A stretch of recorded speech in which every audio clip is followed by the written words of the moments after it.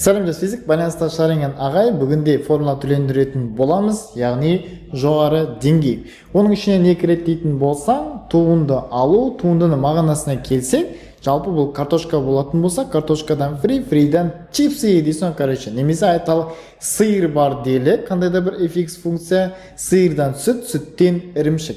Бірақ на самом деле солай ма? Оның физикалық мағынасы қандай, соны талдап өтсек. Мысалы, x-тен туынды алсаң, бұл жылдамдық дейді. Ал жылдамдық дегеніміз бұл орын ауыстырудың уақытқа қатынасы ғой. Сәйкесінше бұл x азайтылған x0 бөлемін t десем, яғни дельта x бөлемін t. Сонда туынды дегеніміз қандайды бір шаманың өзгерісінің уақытқа қатынасы деп алсақ. Себебі, мысалы, жылдамдықтан туынды алатын болсақ, бұл үдеу. Ал үдеу деген не? Үдеу дегеніміз бұл дельта v бөлінген t ғой. Жетті? Немесе тура осыған ұқсайтын шамаларды қарастырсақ, мысалы, мынандай формула бар бізде. Эпсилон тең дельта f бөлемін t дегенше. Яғни, егер мен f-тан туынды алатын болсам, не шығады деген сөз? Әрине, эпсилон. Немесе айталық бізде мынандай тура осыған ұқсайтын тағы бір формула бар. Ол негізі i тең болып кетеді. Q бөлінген t. Яғни мен қазір Q-дан туынды алсам, айды тауып алам деген сөз екен. Әне айды аспанға қарап та табуға болады. Немесе зарядтан туынды алам. Міне жігіттер қыздар, тура осыған келетін мына бір есепті қарастырып өтейік. Былай дейді. Тербеліс заңдылығы келтірген x тең болады 0,3 косинус 2,5-ті. Осы жерден біз нені табуымыз қажет болады екен?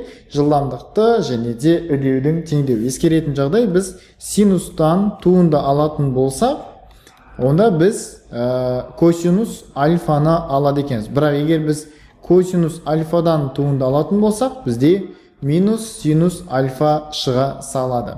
Осыны ескере отырып, біз не істейміз? Айтпақшы, басында коэффициент тұратын болса, коэффициент өзі қала береді, және де аргумент алға ытқып шығу қажет. Ол қалай? Мен x-тан туынды алсам, жылдамдықты табам. Бұл дегеніміз 0,3 қала береді.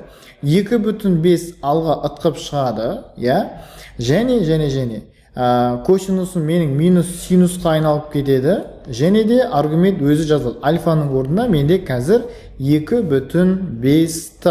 Соны жазым қажет болады. 2,5t қалып қояды. Егер мен бұны дұрыстап жазатын болсам, сонда минус, мына жерден 2,5-ке 3-ті көбейтсем, неге 7,5 қой. Сонда минус 0,75 синус 2,5t. Бұны мағынасы не дейтін болсақ, v тең болып кетеді v максимал, одан кейін бізде синус омега t, яғни менің v максималым ол міне тұр, минус 0,75-ке тең, омегамыз ол сол күйінде қала береді. Яғни мына жерде де омега, мына жерде де омега. По факту сен альфа бізде омега t деп айтылады. Математикада бар еді ғой, сонда есепте периодын тап дегенше, міне сол период осының ішінде. Өйткені омега тең болып кетеді 2π бөлемін t. Осын ұмытпаймыз. Ескеретін жағдай, егер біз қазір v-дан туынды алатын болсақ, үдеуді табамыз. Ол дегенің мына жерде минус қайтадан 0,75 өзі тұра береді, қалдырып қоямыз. Оған тағы да 2,5-ті көбейтеміз. Одан кейін мен синусым косинус қайналып кетеді. Косинус омеганың орнына менде 2,5t қала береді. Енді мынаның шамасы қанша екенін анықтау керек. Ол үшін бізде әрине калькулятор бар. Шығатын қорытынды, егер мен v-ны табатын болсам, бұл омега амплитуда, яғни x максимал. Ал егер менде a максимал табам десем, бұл дегеніміз омега көбейтілген v максимал. Немесе v максимал орнына қойып жіберетін болсақ, a максимал тең омега көбейтілген v максимал, бұл деген омега көбейтілген омега a дейтін болса, менде омега квадрат a деген сашады. Яғни a максималдың тағы да бір формуласы омега квадрат a екен. Міне осындай және осындай формулалары бар. Бұны есептерді пробныйда кезіктірін деп ойлам, енді кезіктіретін болсаң, бұлай шығарып тастай аласын. Айтады, үдеудің амплитудалық мәнін тап дейді. Үдеудің амплитудалық мәні бұл омега квадрат a бола салады. Мына жерде қазір жазатын болса, x тең x максимал, одан кейін косинус омега t. Осы жерде x максимал дегеніміз 0,5 деп тұр, сантиметр екенін ұмытпаймыз. Бірақ Сонда омегамыз бізде 4 пиға тең. 4 пиді квадраттап жіберіп көбейтеміз 0,5 сантиметрге. Оны минус 2 дәрежесін жазуға ұмытпаймыз. Сонда бізде 16 көбейтем пидің квадратын көбейтем 0,5, оның минус 2 дәрежесі тағы бар. Так, пидің квадратымен қысқартып жесек болады деп ойлаймын. Мына жерден сонда 8 шығады. 8, аха. Так. Мына жерден сәл қателер бар ма, жоқ па? Сонда менде қазір менің ойымша сантиметр деген болмау қажет. Өйткені найкен көбейтесін 8 болады.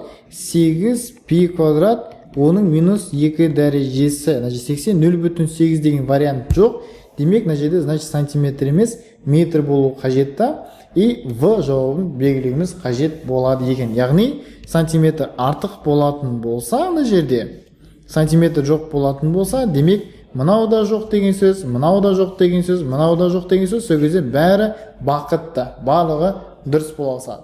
Немесе ұбт-да мынандай келетін тапсырмалы бар, мен енді кішкене көмек ретінде кейбір жерін жасап берейін. Айтады, катушка арқылы өтетін тоқ күші дейді. Бұл жерден қарап, Q-дан туынды аламыз, сол кезде I шығады, 4, оның минус 9 дәрежесі қала береді. Аргумент алға ф деп шығады, яғни оның 2 дәрежесіндегі пи деген сан, сондықтан шығып кетеді. Ол да енді косинустың туындысы минус синус екен ұмытпаймыз.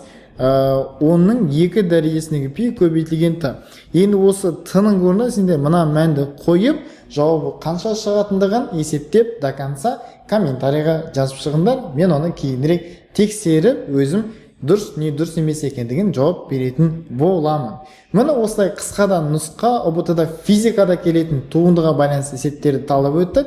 Ұнаған болса лайк басып достарыңмен бөліс. Ал келесі сабақта біз ұбт-да физматтан келетін теңдеулер құруды үйренетін боламыз. Бірнеше тақырыптардан с деңгейлі тапсырмалар келеді. Шығарып үйренген келсе, міндетті түрде келесі сабақта көр. Мен сенімен қоштаспаймын. Келесі сабақта кездескенше.